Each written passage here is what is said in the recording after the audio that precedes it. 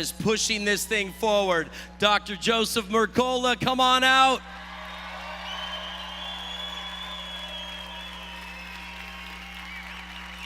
Thank you, Matt. Thank you.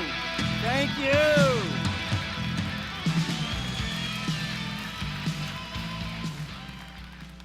It is.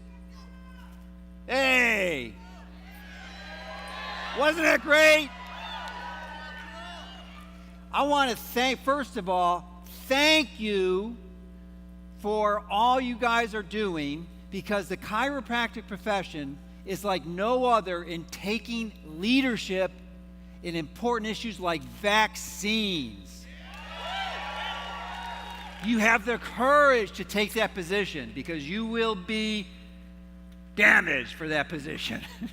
But it's the right thing to do, so thank you for doing that. Now, whoops. Oh, there we go. I want everyone to take out their cell phone. Are you ready? Okay.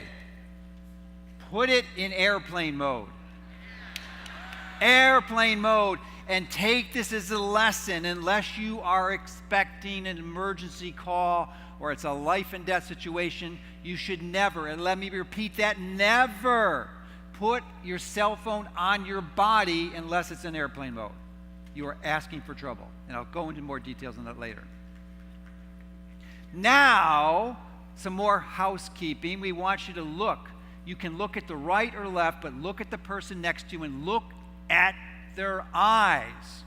Okay, look them in the eyes and recognize that either you or whoever you're looking at has diabetes or prediabetes. And if this was the normal public, 80% of you would have it, because they would have insulin resistance, which is the core, the absolute foundational core of most all disease, at least from a physiological metabolic level, contributing to things like heart disease, cancer, Alzheimer's, you name it, it's pretty much on the list. But I don't want to be a Debbie Downer, because there is light at the end of the tunnel. Now, who would like to know how to treat insulin resistance? Would you be interested in that? All right. Has anyone tried ketosis? Who's tried ketosis? Stand up, stand up.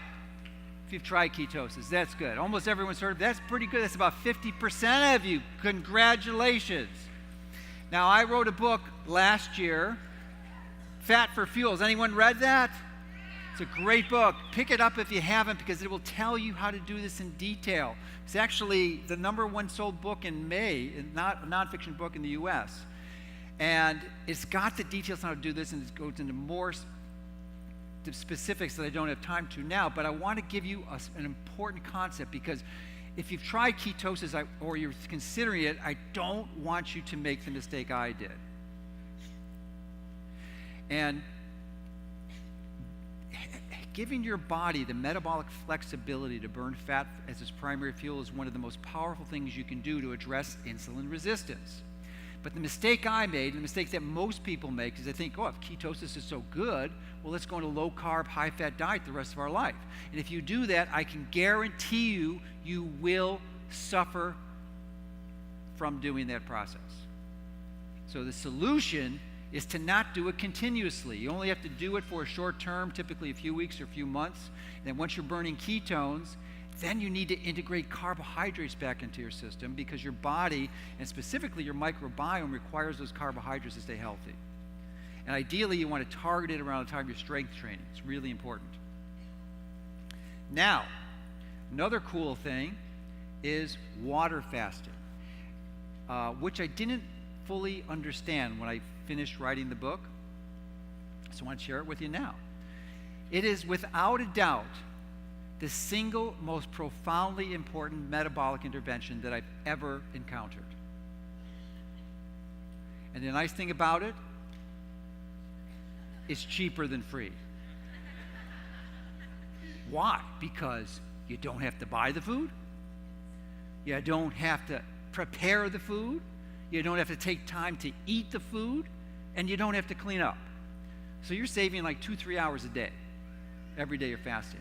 And ideally, you want to work your way up where you're doing a 5-day water fast. And